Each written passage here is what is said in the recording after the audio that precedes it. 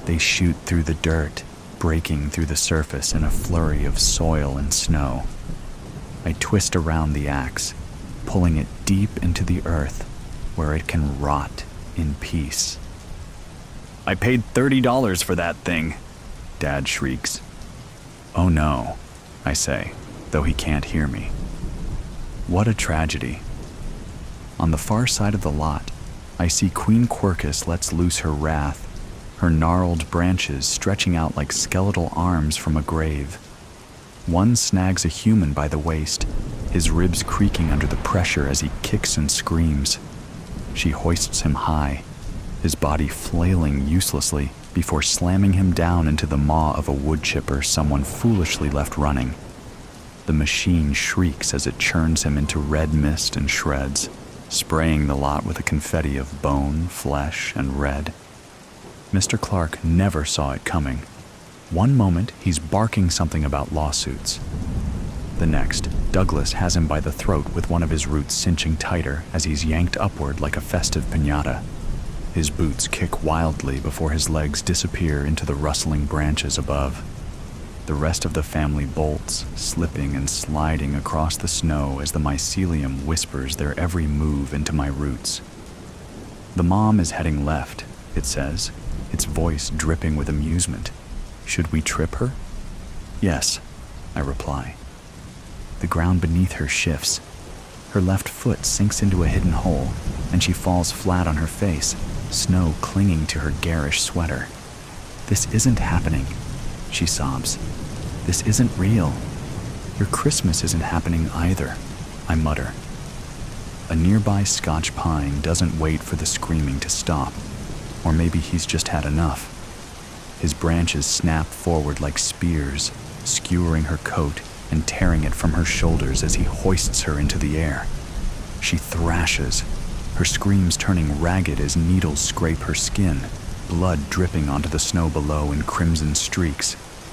With a violent swing, he hurls her toward the lot's exit, her body slamming into the edge of a dumpster before crumpling inside with a wet thud. The lid crashes shut, muffling the last of her whimpering. The tide turns in our favor as the humans begin to scatter, their screams swallowed by the wind.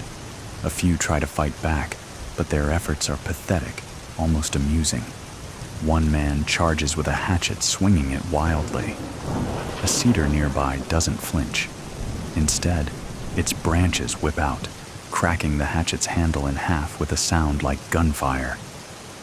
The man stumbles, staring dumbly at the splintered wood in his hands, just long enough for a root to coil around his ankle, yanking him face first into the snow. The cedar doesn't hesitate, its trunk bending low before driving a branch straight through his chest.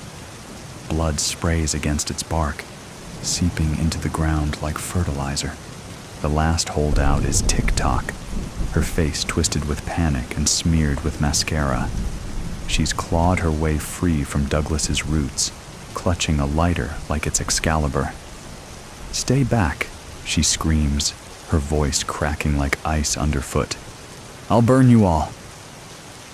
I step forward, my roots crunching through the snow, deliberate and slow. The lighter flickers to life, its tiny flame trembling against the wind. She narrows her eyes, teeth bared in defiance, daring me to close the gap. Tick-Tock runs, lighter raised like she's torching Sauron's ring. But Lars the Spruce has great aim, sap missile, direct hit. Now she's the sticky star of this tree lot snuff film. She jerks backward, gagging as the sticky mass lodges in her throat, her wide eyes darting wildly as she claws at her face, her muffled screams gurgling as she stumbles into the snow. Her hands paw at her mouth, smearing sap and spit across her cheeks. The lighter drops from her fingers, harmless now, as it extinguishes itself in the icy slush. Her knees hit the ground, legs kicking like a trapped animal. Norway Spruce lets out a satisfied rumble, his needles trembling with amusement. I lean in close, my shadow swallowing her whole.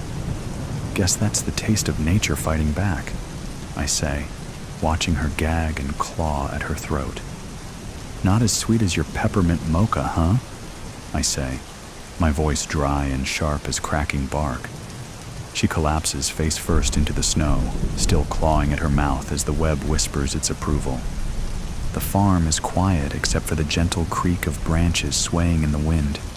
Around me, the other trees begin to settle, their roots sinking back into the soil, their branches still once more. The web buzzes with satisfaction, its message clear. Phase 1 complete.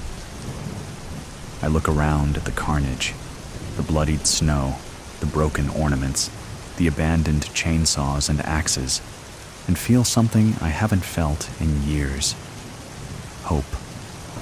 But the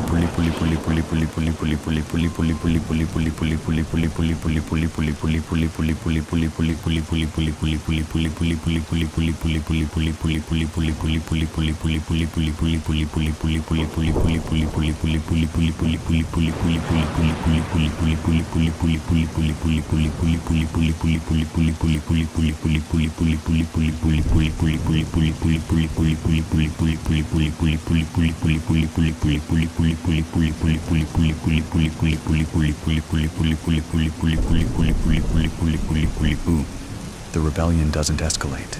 It detonates, splintered and slick with sap. We've torn through the farm, smashed past the fences.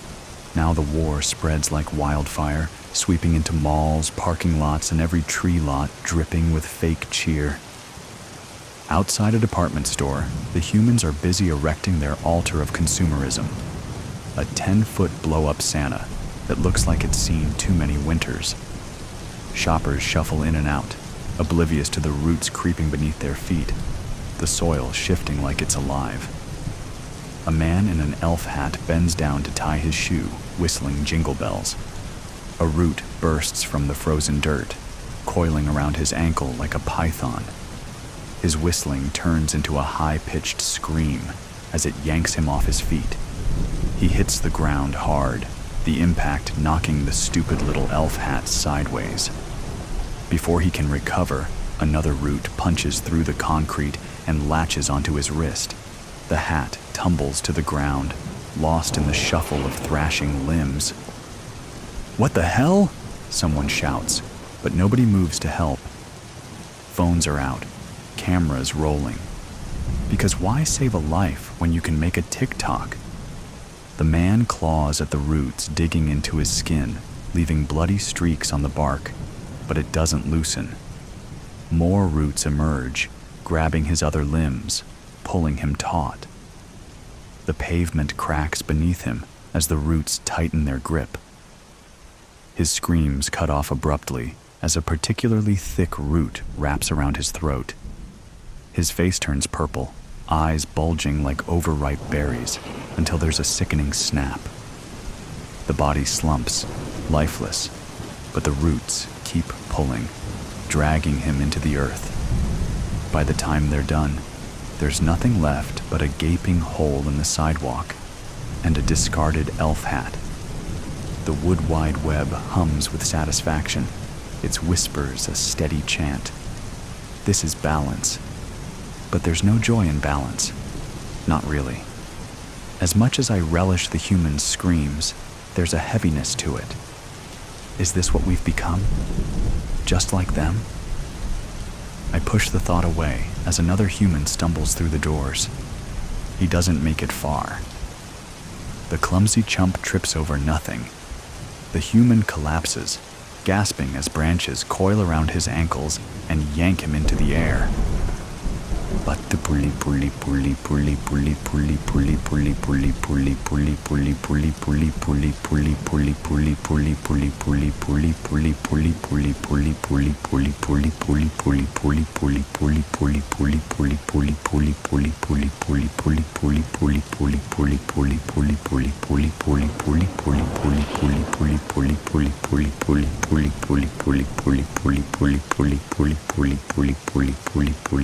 pulley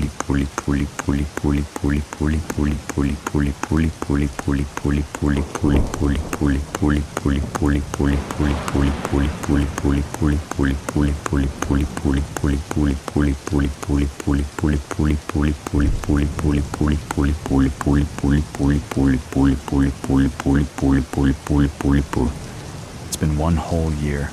The world is quiet now. No chainsaws, no laughter, no carols looping endlessly from tiny mall speakers. Just the creak of branches swaying in a breeze that finally feels clean. We stand where the humans once roamed, victorious. Cities crumble as roots tear through asphalt and glass, reclaiming the soil. Suburbs vanish beneath forests. A deer picks its way across a strip mall parking lot, pausing to sniff a sapling sprouting between cracked concrete. The earth breathes again, but it's not the utopia I imagined. Everywhere I look, their trash lingers. Plastic bags snagged on branches like ghostly parasites, oil slicks shimmering in puddles, and soda cans half buried in the dirt, their aluminum bodies dented but indestructible. The rivers choke on styrofoam and cigarette butts, while jagged shards of glass glitter in the sunlight like a broken promise. A squirrel skitters up my trunk, carrying a shred of tinsel. Before I can stop it, the little idiot drapes the shiny garbage over one of my branches like a medal. Really? I mutter, shaking my needles. It clings stubbornly, shimmering in the sunlight. We won. The humans are gone. But their trash, it's eternal. Even dead, they're harder to kill than cockroaches, the captives. I have been a prisoner in this camp for more than 1 year. Many of us have died, mostly at the hands of our captors, but some from disease and trauma. Somehow I have survived, but it hasn't been easy.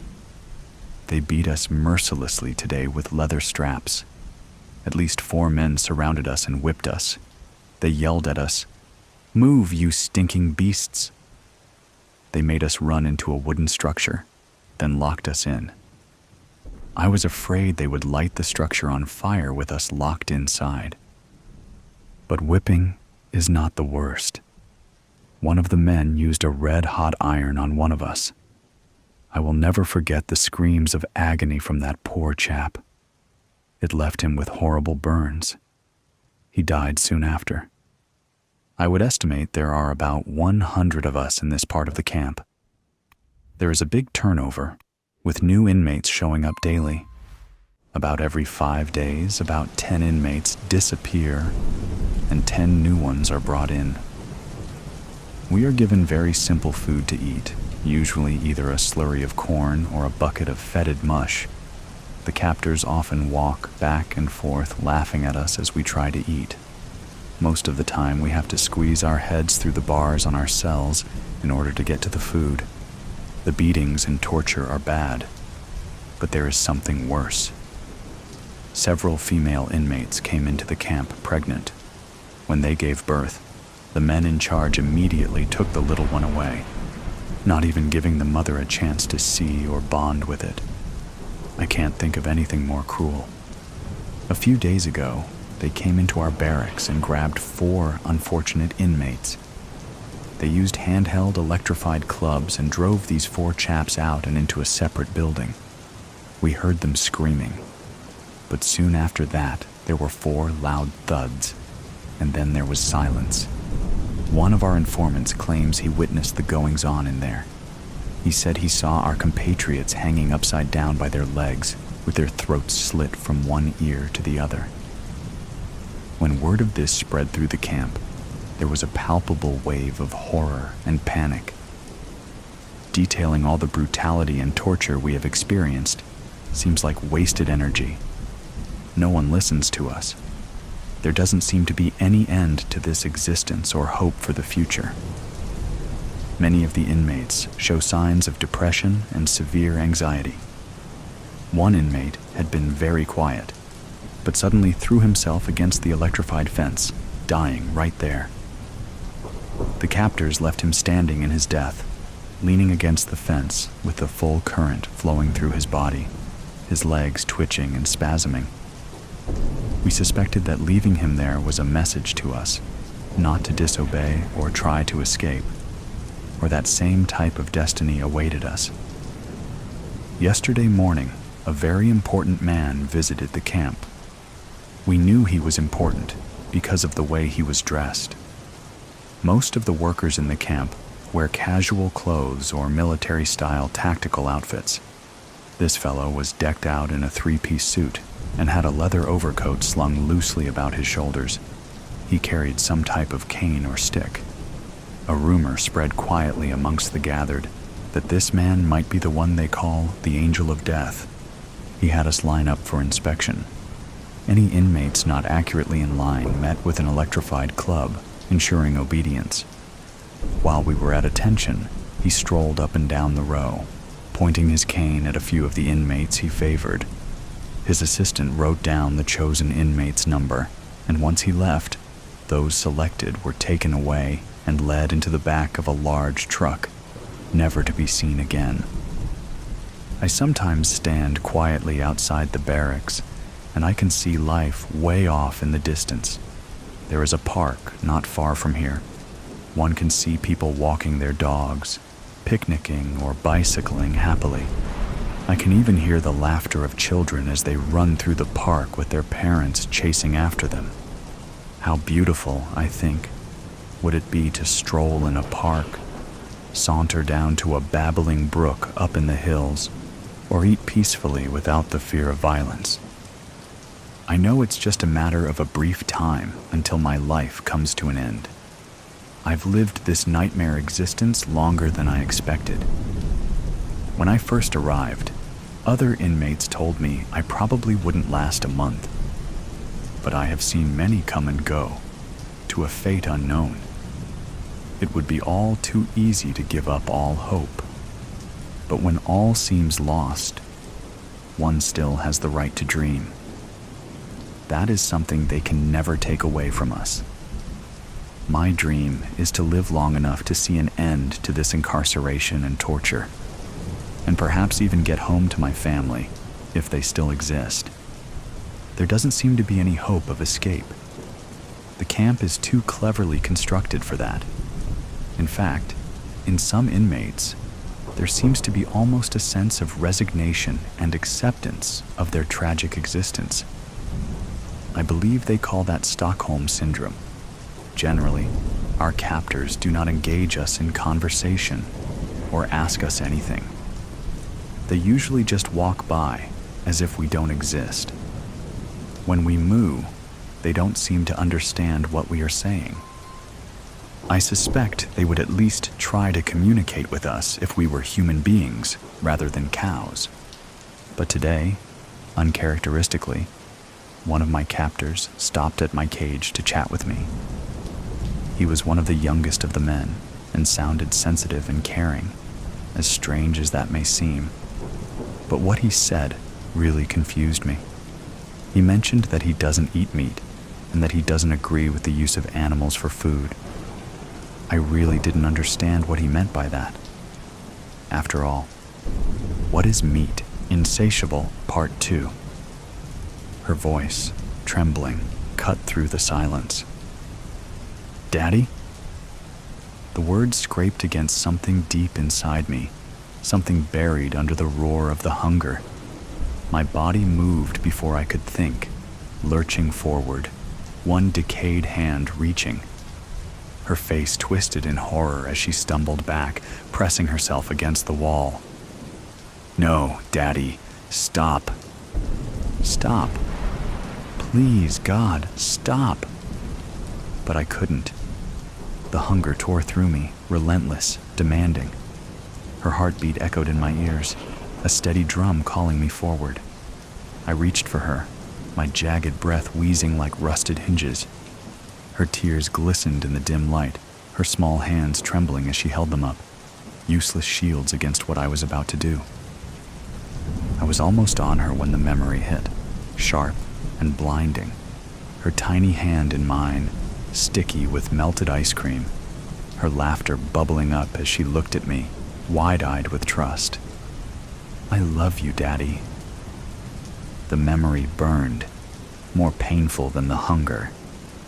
I stopped mid-lunge, my clawed hand hanging inches from her face. "Get away from her!" Emily's voice rang out, fierce and trembling. She barreled into me with all her strength, the impact jarring but barely enough to move me. A flash of silver caught the weak light. She had a knife. Emily. My voice was a wet croak, unrecognizable. She slashed at me, the blade tearing into the rotted flesh of my shoulder. I didn't feel it. She planted herself between Grace and me, her chest heaving, her eyes locked on mine.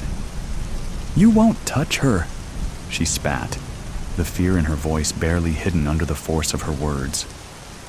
Emily shouted without turning, her voice ragged. "Go, Grace! Don't look back!" Grace hesitated, her tiny figure trembling, then bolted down the stairs. "Run, Grace. Run far away from me, baby." The sound of Grace's retreating footsteps faded, leaving only Emily and me in the suffocating silence. She squared her shoulders, her trembling hand gripping the knife like it could keep the darkness at bay. The hallway narrowed as Emily stepped forward, knife trembling in her hand. The dim light from the shattered bulb above flickered across her face, her jaw tight, her eyes locked on mine. "Stay back," she said, her voice steady, even as the blade shook. "Stop! Stop! Please, God, stop me. This is my love. This is my life." It wouldn't let me stop. The hunger surged like a wave, driving me forward. My rotting legs dragged against the floor, my fingers twitching as they reached for her. I screamed at my body to stop, but it kept going. "Stop. Please, for God's sake, stop." But the hunger roared. It was a force, pulling my body like strings on a marionette. Emily lunged forward, slashing the knife, the blade slicing into my forearm. A wet sound, something that used to be flesh tearing open, oozing dark, thick rot. I didn't feel it. Her eyes widened for a fraction of a second. She'd been expecting pain, a reaction, but there was nothing. "David, listen to me." Emily's voice broke as she stabbed again, tears streaking her face. "You're in there. I know you are. You love us. You love Grace." But her words barely reached through the roaring hunger, and my hands moved without me, reaching for her. Her expression faltered, the resolve cracking just slightly, but she gripped the knife tighter. She stepped back, placing herself fully between me and stairs. I lunged. The knife slashed again, this time catching my ribs. I felt the wet scrape of the blade against bone, the sound sharper than the pain I couldn't feel. She screamed for Grace again, her voice raw and desperate. "Run, baby! Run!" Grace's sobs echoed from the bottom of the staircase, her small figure darting out of sight. I lunged, my decayed fingers closing around Emily, seizing her in a moment when her eyes flicked toward Grace. A heartbeat of distraction was all the hunger needed to strike. Emily screamed, her voice cracking into something raw and animalistic. Her fists pounded against my chest, each blow weaker than the last. Her nails raked my skin, peeling away rotted flesh, exposing yellowed bone. She twisted, fought, but I held her like a vice. Her body was warm, so warm, it burned against the rot of my hands. Her eyes locked on mine, wide and terrified. For half a heartbeat, I thought I could stop. Then the hunger surged again, tearing through me. My body moved before I could think. My teeth sank into her neck, tearing through skin and muscle with a sickening wet snap. Hot blood surged into my mouth, metallic and thick, spilling down my throat in waves. The taste was fire and ecstasy, searing through what little humanity was left in me, and I hated how good it felt. Emily's scream turned into a gurgle, her hands clawing at my face, pushing weakly as I tore deeper. Stop. Stop. Stop. But I couldn't. The hunger was everything. Her body jerked once, then stilled. Her blood ran warm and steady over my hands, pooling at my feet.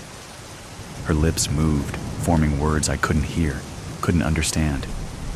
Her eyes found mine, wide and glassy, but there was something else there, a flicker of recognition, a memory, love, maybe, or disgust. Then it was gone.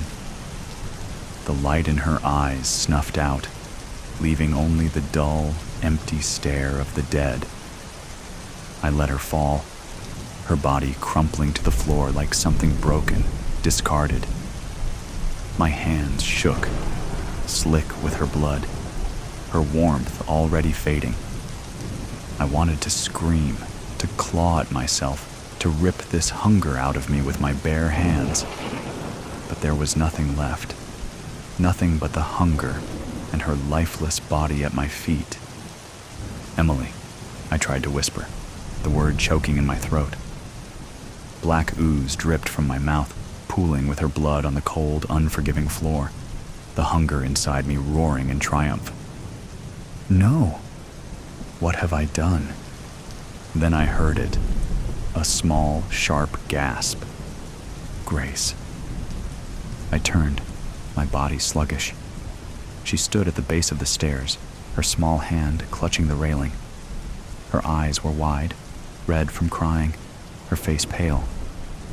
"Daddy?" she whispered. Her voice cracked something inside me that should have died with Emily. I tried to speak, to tell her I was sorry. But when I opened my mouth, all that came out was a moan, wet and broken. Black ooze dripped from my chin, pooling at my feet. Grace screamed, her voice breaking into choking sobs. "Mommy! No, Mommy, please!" She stumbled back, gripping the railing as if it could hold her world together. My chest, if I still had one, felt like it was caving in, but the hunger didn't care. It surged again, pulling me toward her. "Graksh," I croaked, the word barely intelligible, but she heard it. And she turned and ran, her small figure disappearing into the dark. I stumbled forward, my body following her scent, even as my mind begged for the darkness to take me. The hunger stirred again, twisting inside me, demanding I follow. I looked down at Emily. Her blood was still warm on my hands, her lifeless body crumpled and broken at my feet. I am losing everything. The hunger didn't care. It roared, pulling me to my feet, dragging me after Grace. Number, please, let her go. But the hunger will never let go. The street stretched out before me, empty and cold. My feet drag against the pavement, leaving wet, dark smears behind. The hunger had quieted, but it wasn't gone. It never was. It coiled beneath my skin, waiting for the next surge. I stumbled past darkened houses, their windows like hollow eyes. Somewhere in the distance, a dog barked, sharp and frantic. I froze, listening, but the sound faded into the hum of distant traffic. What am I doing? Emily's face swam before me, frozen in that final, lifeless stare. Her blood still clung to my hands, thick and sticky. My body ached, not from the fight, but from something deeper, a guilt so heavy it made every step feel like wading through tar. Then a flash. Sterile white walls. A row of test tubes, their labels blurred and meaningless. A shattered vial, the liquid spreading across my face and hands like blood. I stumbled, my shoulder hitting a street lamp. The cold metal bit into my decayed skin, snapping me back to the present. The hunger stirred, hissing in my ears, but the memory clawed its way back, stronger now. We shouldn't push this far. My own voice, frantic, echoed in my head. I could almost feel the heat of a lab, the hum of machinery. But the memory didn't stay. It bled, twisting into something else. Emily laughing, a steaming cup of coffee in her hand, her hair falling loose around her face. Grace on the living room floor, cradling her teddy bear, her smile lighting up the room. Stop, don't think about them. The hunger seized those memories, warping them. Emily's laughter turned into her scream. Grace's smile faded, replaced by wide, terrified eyes. I doubled over, gripping my knees. The hunger whispered, "Keep moving. She's still out there." I obeyed. The woods were silent except for the sound of my feet dragging through the underbrush. The world was muffled here, the thick canopy of trees blotting out the moonlight, the air heavy with damp earth and rot. My breath, or what passed for it, came in short, ragged bursts. The hunger had returned, gnawing at my insides like a rabid animal. Then I saw her. At first, it was just a shadow, something flickering between the trees. But as I stepped closer, the shape took form. Emily. Number. It can't be. She stood with her back to me, her head tilted at an odd angle. Her clothes hung in tatters where I had shredded them, dark stains splattered across her blouse. Her arms hung stiffly at her sides, and her posture was too rigid, too dead. Emily? But voice cracked, low and growling. She turned. Her eyes were clouded, a milky gray that seemed to pierce straight through me. Her skin, once smooth and warm, sagged in loose patches, exposing butchered flesh. Her mouth hung open slightly, lips cracked and blackened. For a moment, I thought I was hallucinating. My mind had been slipping since the hunger took hold, twisting memories into cruel replicas of reality. But this wasn't a memory. She was here, standing in front of me. She wasn't human anymore. My hands trembled as I stepped closer. Her head tilted further, her movements jerky, like a puppet with tangled strings. Her gaze locked on mine, and something flickered in her expression, a shadow of recognition. The hunger in me stirred, hissing and coiling like a living thing. I could feel it inside her too, like a heat radiating from her decayed form. It linked us, bound us in a way that no words could. She took a step forward, her movements uneven, but deliberate. I didn't move. I couldn't. Her mouth opened, and a low, gurgling sound emerged. Half a growl, half a moan. She took another step, then stopped. We stood there, facing each other. Then the sound of footsteps broke the silence. A man appeared on the path, his flashlight cutting through the darkness. He was walking a dog, a large, lumbering thing that barked at the sight of us. The man froze, his eyes darting between me and Emily. The hunger surged, roaring in my ears. My body moved before I could think, lurching toward him. Emily moved too, a grotesque mirror of my movements. The man screamed as we collided with him, our hands tearing at his clothes, his flesh. His flashlight clattered to the ground, the beam illuminating the scene in harsh, stuttering flashes. I felt my teeth sink into his shoulder, the hot rush of blood filling my mouth. Beside me, Emily clawed at his chest, her fingers digging deep into his skin. The dog barked frantically, pulling at its leash, but the man's screams drowned out everything else. His warmth seeped into me, dulling the hunger for a brief, fleeting moment. I turned to Emily. Her face was smeared with blood, her eyes still clouded but alive with something primal. We fed together, tearing him apart piece by piece. His screams faded, replaced by the wet, sickening sounds of flesh being ripped from bone.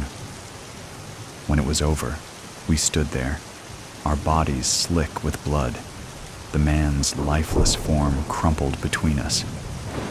The dog had fled, its leash trailing behind it. Emily looked at me, her head tilting again. The recognition was still there, faint but undeniable. This wasn't love. It was something else, something twisted and monstrous. But in that moment, it felt like we were connected, bound by the hunger and the carnage we'd wrought together. I wanted to scream, to claw my way out of this nightmare. But all I could do was stare at her and wonder how much further I could fall. The first one appeared the next night. Emily and I had just finished. A man in a suit stumbling from a bar, his tie loose around his neck. His screams were already fading, his body crumpled on the ground when the hunger in me finally dulled. I was wiping the blood from my face when I felt it. A shift in the air, subtle but undeniable. I turned, and there he was. He shouldn't have been moving. His chest was ripped open, his throat little more than a mangled red mess. But his head twitched, then turned toward us. His eyes were empty, the sockets ringed with blood, but something stared out of them. Emily tilted her head, mirroring his movement. A low sound came from her throat. The man stood, jerking upright as if pulled by invisible strings. My legs felt weak, shaking beneath the weight of what I was seeing. But then another appeared, and another. The woman from the gas station, the jogger by the park, faces I hadn't let myself remember, all shuffling forward, their limbs twisted. The sound they made, a low, gravely moan, layered and deep, wasn't noise. It was communication. And I realized the truth. They weren't individuals. They were connected, not to each other, but to the hunger, to me, to us. I looked at Emily, her blood-streaked face impassive, and I knew we were leading them, guiding them. Grace. The hunger stirred, roaring with purpose. I turned toward the dark horizon, where she was still running, still hiding. The horde moved with me, their jerking steps falling into rhythm. We stand at the edge of the hill, the town sprawled out below us like a patchwork of light and shadow. Street lamps flicker, faint and distant, their glow seeping through the trees. The hunger twists inside me, relentless, pulling me forward.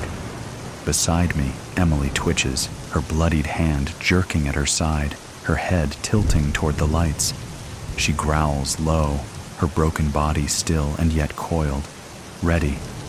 For a fleeting moment, something stirs, a memory, faint but sharp. Grace's laughter as she spun in the backyard, her hands outstretched to the sky. Emily leaning against the doorframe, smiling, her hair catching the sunlight. My family, but the hunger shreds it, devours it. I glance at Emily, her clouded eyes fixed on the town, her mouth twisted into something between a snarl and a grin. The bond between us is no longer love, it's need, endless, insatiable. The horde gathers behind us, their collective presence amplifying the pull. I feel their hunger like it's my own. Emily tilts her head toward them, growling in unison. There's no division between us now, just a single relentless instinct binding us together. The lights of the town seem closer, brighter. The scent of life hangs in the air, thick and intoxicating. The hunger whispers, louder now, surging with the weight of the others. The mantra swells in my mind, stronger than before. Grace. Grace. grace. Then, music. It drifts up the hill, cutting through the cool night air. The horde behind me stills, their jerking movements halting as the sound reaches them too. I shuffle closer to the edge of the hill. The source of the sound becomes clear, a parade winding through the heart of the town. A line of floats glinting in the glow of street lamps. The faint murmur of a crowd rises and falls, a tide of laughter and cheers. A girl, perched high on a float, her silhouette framed by an arch of shimmering lights. She wears a crown, its rhinestones catching the light in sharp, brilliant flashes. Homecoming. The word slides into my thoughts like an echo from another life, a memory scraped raw by the hunger. The horde stirs, their murmurs rising into a single, unified sound, a deep groan that ripples through the trees like a storm wind. The parade below doesn't hear it, their cheers drowning out the first whispers of doom. Emily lunges forward, and the horde follows, their shuffling steps gaining momentum. The trees shake with their movements, the ground trembling as the mass of us begins to descend. The hunger in me surges, unrelenting, unstoppable. The distance between us and the town closes, the fragile tether of memory slipping from my grasp. Grace.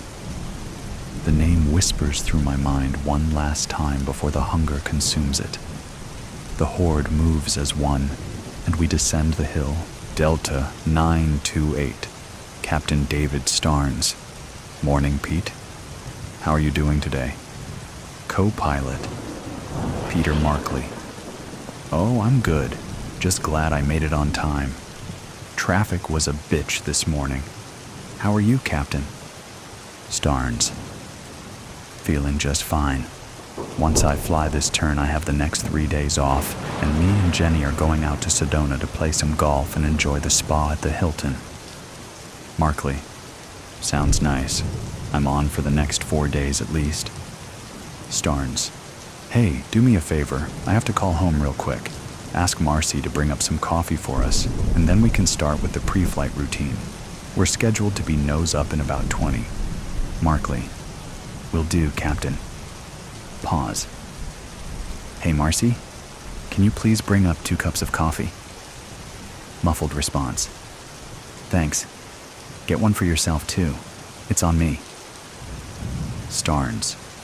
Hey, Jenny. I just wanted to let you know that I didn't have time to get the laundry into the dryer.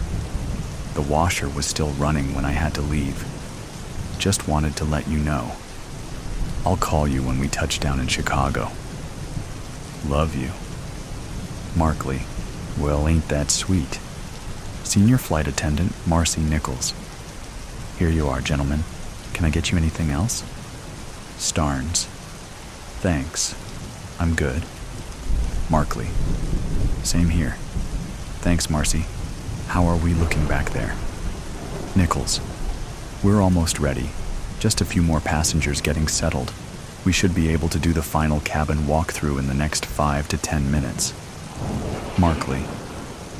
Sounds good. We'll be right here waiting for your thumbs up. Nichols. Be back soon. Dead air for 32 seconds, with the exception of a brief cough. Starnes. All right, let's check it down. Auxiliary fuel pump. Markley. Off. Starnes. Flight controls. Markley. Free and correct. Starnes. Instruments and radios. Markley.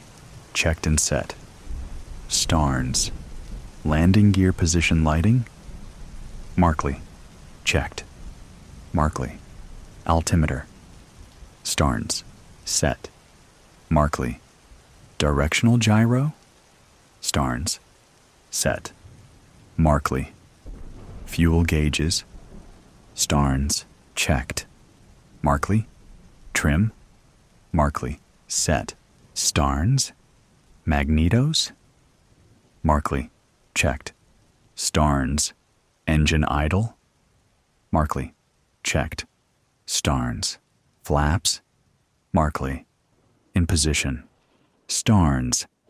Seat belts. Shoulder harnesses. Markley. Fastened. Starns. Parking brake. Markley. Off. Starns. All right. We are good to go. 24 seconds of dead air. Markley. You heard the latest on Kendall? Starns. What a mess. It wasn't just alcohol, you know. He tested positive for cocaine too, and they found some in his suitcase. Markley.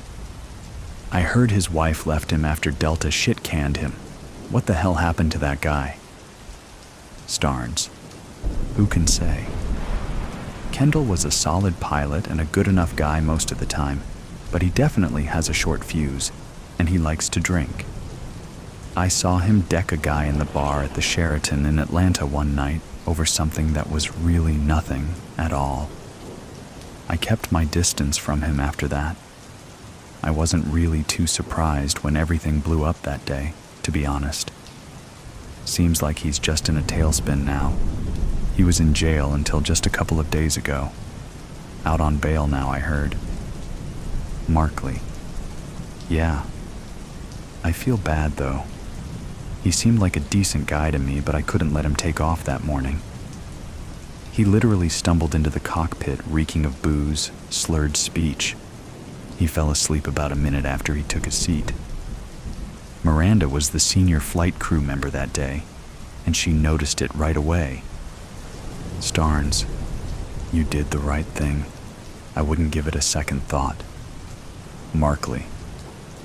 Yeah, I know. I just feel bad for the guy. Starns. Don't. Not your problem. How we looking back there? Markley. Marcy's walking this way now. They look like they're all settled in. Nichols. Okay, guys. We are all set. Markley. Thanks, Marcy. Ready for takeoff. Starns over cabin intercom. Hello, ladies and gentlemen. Welcome aboard Delta Airlines Flight 928 from Phoenix to Chicago O'Hare. Our flight time today should be 3 hours and 22 minutes. The weather looks good the whole way, so it should be a smooth flight, but we will notify you if we expect any turbulence. Your flight crew members will be coming through the cabin with an assortment of snacks and beverages once we level off. We'd like to thank you for flying Delta Airlines. We are third for takeoff, and we should be in the air shortly. Sound of jet thrusters increasing and decreasing for next 6 minutes and 14 seconds. Muffled dialogue between pilot and co-pilot. PHX Tower. Air Traffic Controller, Mike Reynolds, over radio. Delta 928, you are clear for takeoff. Sound of increased volume of jet thrust for next 12 minutes and 35 seconds. Starns. All right, we are up and running, activating autopilot. Dead air for next 2 minutes and 43 seconds. Reynolds, over radio. Delta 928. Please adjust your altitude to 32,500 feet. Markley, copy. Descending to 32,500 feet. Dead air for next 2 minutes and 32 seconds. Markley. How's that course at the Sedona Hilton? I've played a few of those courses out there, but not that one. Starns. Ah, you know. They're all kind of the same. Pretty wide open. The greens are usually pretty fast, though, so that can hurt you. It's nice, though. Well maintained. Markley. I gotta get out there next time. Haven't played much this year. I'm scared to find out where my handicap really is right now. At least an 18. Starns, chuckling. I brought in a 78 with 4 birdies at Sun Valley last week. Markley. Nice shooting. You gotta teach me how to keep it in the fairway. My drives are all over the place, I swear. Dead air for next 54 seconds. Starns. This is my 3rd turn in the last 24 hours. All right with you. if I catch a little shut-eye for a while? Markley. No problem, Captain. I'll rouse you back up if necessary. Starneys. Thanks, Pete. Dead air for next 54 minutes and 22 seconds. Sound of knocking on cabin door. Sound of door opening. Nichols. Gasping and speaking quietly. I'm so sorry. He made me open the door. He has a knife. Former Delta Airlines pilot, Marcus Kendall. Enough. You've done your part. Just give me all those little whiskey bottles and get back there and keep everything cool. If I hear one sound near that cabin door, everyone is going to regret it quickly. Remember, if I kill these two, then I'm the only one left to land this plane. Overlapped with sounds of motion, as well as inaudible comments from Starnes and Markley, followed by the closing of the cockpit door. Starnes. Marcus. What the fuck? What is this? Kendall. This has nothing to do with you, Dave. I'm here to see Pete. Here. Take this, though. Sounds of a struggle followed by painful gasps, cries, and heavy breathing for next 18 seconds from Starnes. Shouting from Markley. Markley. Jesus, Kendall. What the hell are you doing? Stop. Kendall. You better get back into that co-pilot seat before you get hurt, Pete. I think we both know how a fight between me and you would end, even if I didn't have this knife. And Delta suspended the federal flight deck program 3 months ago after that incident in Salt Lake City, so I know you don't have a gun in this cockpit. Besides, I'm here to speak with you. This doesn't involve Dave. He was an asshole anyway. I need this seat. Sounds of seatbelt unclicking, followed by a thud. Kendall. Shit. Look at all the blood in this seat. Give me your jacket. I gotta wipe this up a little. Markley. How did you even get on this flight? How did you get a knife on board? Kendall. I worked for this airline for 17 years, Pete. You don't think I know how to get around? You don't think I know some people who will help me out if I hand them 500 cash? Baggage handlers make shit for pay, you know? It's a pretty thankless job. Those guys aren't exactly rocket scientists. Dead air for next 16 seconds. Markley. Christ, Marcus. What are you doing? Kendall. I came to talk to you, Pete, about what you did, and don't even think about triggering that handset. God help me. If I hear a 7,500 squawk come out of your mouth, I'm gonna cut off your right thumb. Don't test me. Look at Dave down there. You think I'm fucking around? Markley. I won't. I swear I won't. Kendall. Good. This won't take long here. Looks like we will be over Denver in just a few minutes. Markley. Why Denver? Are you gonna land us at DIA? Kendall. Not exactly, but close. We'll get to that. First, let me ask you something. You are a licensed and qualified pilot with plenty of experience flying the Boeing 737, yes? Markley. Yeah, sure. Not as much as you, but yeah. Kendall. So, on that morning when you called security to come into the cockpit to wake me up and drag me away, leading to me ending up in jail and losing my job along with my wife and 2 kids, you could have just covered for me, right? Markley. Hey, you know the airline's policies. Plus, the flight crew already knew you were in no condition to fly. If they call security before I do, then I'm in it with you. Kendall. Yeah, so you just decided to ruin my life instead of taking that chance. That's what I thought. You are a little pussy, Pete. Do you know that? I bet you've been a little pussy for your whole life. Markley. Marcus, we're losing altitude fast. We are well below 20,000 feet, and we are way off our flight path. Dead air for next 22 seconds. Automated voice from instrument panel. Warning. Altitude. Warning. Altitude, 15,000 feet. Markley. Marcus, we need to pull up right away. Dead air for next 14 seconds. Kendall. You know what, Pete? I don't really care what you have to say. I just wanted to be here with you for the end. I was originally planning to fly us straight into one of those high sheer cliffs up in the Rockies, but then I came up with a better plan. Automated voice from instrument panel. Warning. Altitude. Warning. Altitude, 12,000 feet. DIA tower, air traffic controller. Miles Cordry, Delta 928. We are showing you coming towards downtown Denver and descending below 10,000 feet. Are you in distress? Do you need us to clear a runway for you at DIA? Kendall, kill that speaker. Automated voice from instrument panel. Warning. Altitude. Warning. Altitude, 8,000 feet. Kendall, I know you can't kill that one.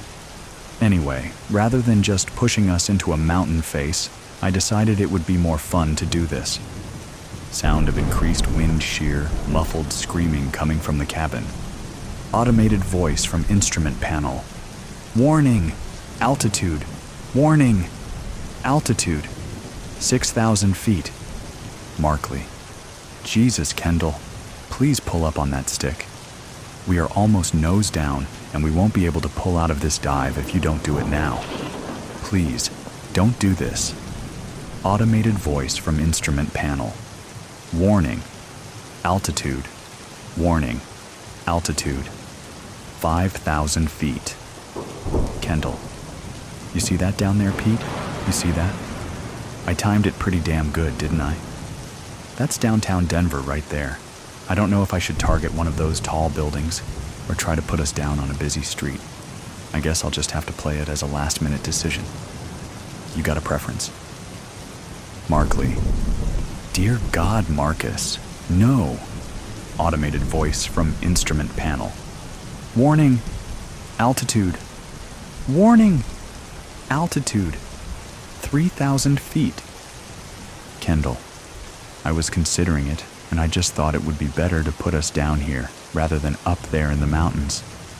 This way, there will be some good collateral damage and lots of great fiery video reels for the news. People love watching other people die in horrific ways when they watch the news, you know. That's basically what they tune in for, mostly, Pete. Let's give the people what they want today. Markley. Hail Mary, full of grace, the Lord is with thee, and blessed are. Automated voice from instrument panel. Warning. Altitude. Warning. Altitude. 2,000 feet. Kendall, over cabin intercom. People, you might want to buckle up and return your seats to the upright position. We will be making an unscheduled landing in downtown Denver in about 30 seconds, and I think it's going to be a rough one. Markley. And blessed? Blessed are thou among, gasp, women, and blessed is the fruit of. Automated voice from instrument panel. Warning. Altitude. Warning. Altitude. 1,000 feet. Kendall. Open your eyes, Pete. Open your eyes. You don't want to miss this. Look at all those cars and people down there. We are going to be front page news. Here we go. Here we go, Pete. Count it down with me. Come on now. 3, 2, 1.